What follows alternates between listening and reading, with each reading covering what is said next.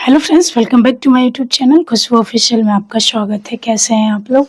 उम्मीद करती हूँ अच्छे होंगे, स्वस्थ होंगे।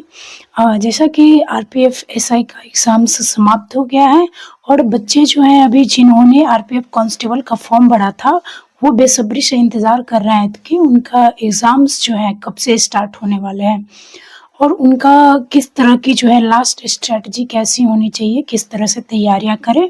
तो उन सब चीज़ों के बारे में मैं आज बात करूंगी, तो आप लोग वीडियो को पूरा ध्यान से एंड तक देखिएगा, क्योंकि ये वीडियो जिन्होंने भी आरपीएफ कांस्टेबल का फॉर्म भरा है उनके लिए बेहद महत्वपूर्ण ये वीडियो रहने वाली है। तो आप लोग वीडियो को पूरा देखिएगा और जो चैनल पे नया हो चैनल को सब्सक्राइब करेंगे, लाइक करेंगे और जिन्होंने भी इस फॉर्म को फिलअप करा है उन तक ज़्यादा से ज़्यादा वीडियो को शेयर करेंगे।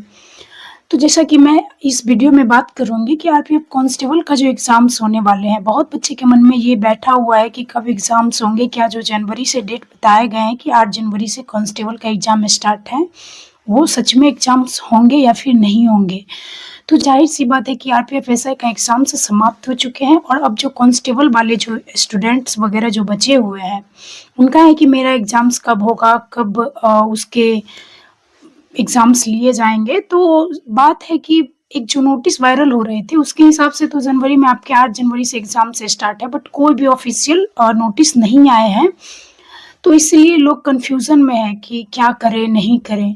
तो ज़ाहिर बात है कि आप अभिनय तैयारी पे कंटिन्यू फ़ोकस करते रहिए, क्योंकि एग्ज़ाम्स आपके जनवरी में लेने का जहाँ बात है, क्योंकि उस वायरल नोटिस के अनुसार ही आपके एएलपी टेक्नीशियन और आरपीएफ एसआई का एग्ज़ाम्स हुए हैं। उसी हिसाब से आपके कांस्टेबल का भी एग्ज़ाम्स लिए जाएँगे। तो कांस्टेबल के एग्ज़ाम्स में हो जाते हैं कि 8 जनवरी से जो आपके एग्ज़ाम्स है, क्योंकि इधर आपकी 26 तारीख तो बीत चुकी है, 26 दिसंबर समाप्त हो चुकी है और उसका आरपीएफ एसआई का आंसर कीज़ भी आ गए हैं। तो उसमें जो क्वेश्चंस पूछे गए हैं, जिस लेवल के क्वेश्चंस हैं, जायज़ है कि वो जो है एसआई की पद होती है, थोड़ा-सा लेवल हाई तो उसकी होंगी ही, क्योंकि ग्रेड बी की नौकरी है। तो एसआई का क्वेश्चंस भी थोड़ा-सा टफ पूछे गए थे, टफ नहीं मॉडरेट में थे, कैलकुलेटिव थे। तो जायज़ है कि उसी के हिसाब से आरपीएफ कांस्टेबल में भी क्वेश्चंस पूछे जाएँगे। अगर कोई बच्चे ये सोच रहे होंगे कि किस तरह से क्या करें, क्या मेरा सिलेक्शन नहीं हो पाएगा, तो ऐसा घबराने जैसी कोई बात नहीं है, क्योंकि मैथ जो पूछे गए हैं और रीज़निंग जो पूछे गए आरपीएफ एसआई में थोड़ा-सा कैलकुलेटिव थे। तो आप लोग को करना है कि मैं पहले मैथ्स और रीजनिंग की बात कर लेती हूँ कि आरपीएफ कांस्टेबल में जो है वो हमें कितने स्कोर्स करने चाहिए ताकि मेरा सिलेक्शन हो पाए। तो अभी जो आप देखेंगे आरपीएफ एसआई का एग्ज़ाम्स हुए हैं उसमें मैथ्स थोड़ा कैलकुलेटिव थे, जीके जीएस में आपकी हिस्ट्री से बहुत कम क्वेश्चंस पूछे गए हैं और 5-6 क्वेश्चंस आपके पॉलिटिकल से रहे हैं और ज़्यादा से ज़्यादा क्वेश्चंस जो आपके हैं स्टैटिक जीके से पूछे गए हैं। करंट से भी वही क्वेश्चंस थे, तो आपको ज़्यादा फोकस आपको स्टैटिक पे करने हैं जीके जीएस में। रही बात मैथ रीजनिंग की, तो मैथ रीजनिंग अगर आप 35 का क्वेश्चन पूछे जाता है मैथ और रीजनिंग्स में, अगर आपने 35 में 30-30 भी करा, वहीं अगर आप जीके जीएस में 50 में अगर 25 क्वेश्चंस तक आप अगर कर लेते हैं, इधर हो गए 30-30 60, 80-85 क्वेश्चंस अगर आप स्कोर करके आ रहे हैं, तो आपका सिलेक्शन होने से कोई नहीं रोक पाएगा। और सबसे बड़ी बात इसमें हो जाती है कि आपका जो स्कोर, ये नहीं कि हम मान लीजिए कि 100 कर लिए, 120 में 120 लगा के आ गए, ऐसा नहीं करना है। जो भी आप क्वेश्चंस लगाएं वो आपके सही होने चाहिए, क्योंकि अभी बहुत बच्चे एसआई का जो एग्जाम्स दे के आए हैं उन्होंने 112, 113 ऐसे स्कोर करके आए हैं और जब यहाँ के आंसर की मिलाएं तो पता चल रहा है 60-65 ही उनका सही हो रहा है। तो ऐसा आप लोग को नहीं करना है। पहला तो आपको ये समझना पड़ेगा कि मैं जो क्वेश्चंस लगाऊंगी, जिसका भी मैंने आंसर वहाँ पे करा है, वो सही होना चाहिए। ज़्यादा निगेटिव से आप बचेंगे। ऐसा नहीं कि हम ज़्यादा स्कोर कर लिए तो मेरा सही ही हो जाएगा। आपको जो भी आ रहा है उसको आपको पहले करने हैं, आप निगेटिव करने से बचेंगे। स्कोर करना अच्छी बात है कि आप करिए, बट उसका पॉजिटिव में ही स्कोर होने चाहिए, निगेटिव स्कोर नहीं होने चाहिए।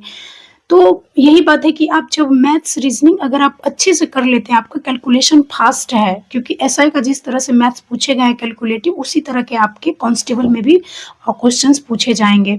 बहुत बच्चे का ये होता है कि मैंने रिटन निकाल लिया, मैं ये भी कर लूँगी, तो इतना उमंग में भी नहीं रहना है आपको। बहुत ऐसे बच्चे हैं जिसका ये जो है सो बहुत ज़्यादा तेज़ होती है, बट उनका शरीर जो है फिजिकल वर्क ज़्यादा नहीं कर पाता है, तो उनका सिलेक्शन होने से बच जाता है। और दूसरी बात हो जाती है कि आप जैसे कि आपने रिटन एग्जाम्स क्वालिफाई करा, तो आपके जहन में ये नहीं है, मैं जो अभी स्कोर आपको बताई हूँ वो स्कोर आपका सिलेक्शन का कट ऑफ नहीं बताई, मैं ये बताई हूँ कि इतना स्कोर करने के बाद आप अगर आते हैं तो 100% आप फिजिकल के लिए सेट हो जाएंगे। अगर आप 85-90 अगर स्कोर करके आए हैं, उसमें अगर थोड़ा बहुत गलत है, 5-10 गलत है, तब भी आप फिजिकल के लिए अपना क्वालिफाई ले सकते हैं, आप फिजिकल के लिए क्वालिफाई कर सकते हैं।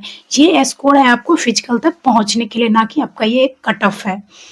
और जो फिजिकल की बात रही, तो फिजिकल में जो आपके हो जाते हैं, बहुत बच्चे फिजिकल में ही छटते हैं, क्योंकि फिजिकल अगर आप समझ रहे होंगे कि लोअर स्टेट लेवल जैसा फिजिकल नहीं होता है। इसका है कि थोड़ा सा इसमें आपके हाई जंप कराए जाएंगे, लॉन्ग जंप है, साथ में आपके रनिंग तो है ही, तो इसमें आपको क्वालिफाई ही करना रहता है फिजिकल में, लेकिन सारे बच्चे इसमें भी क्वालिफाई नहीं हो पाते हैं। तो सबसे पहले तो आपको क्वालिफाई करना है रिटन में, जिसमें क्वालिफाई करने के बाद आप फिजिकल तक पहुंच पाएं। इतना तो है कि अगर आप मैथ रीजनिंग में कर लेते हैं 30-30, आपको ज़्यादा इसी में आपको स्कोर बढ़ाने हैं मैथ रीजनिंग में, क्योंकि जीके जीएस किसी की बस की नहीं है। कोई अभी तक कितना भी विद्वान पढ़ ले, कितना भी कुछ कर ले, लेकिन वो 50 में 50 मार्क्स नहीं ला पाएंगे।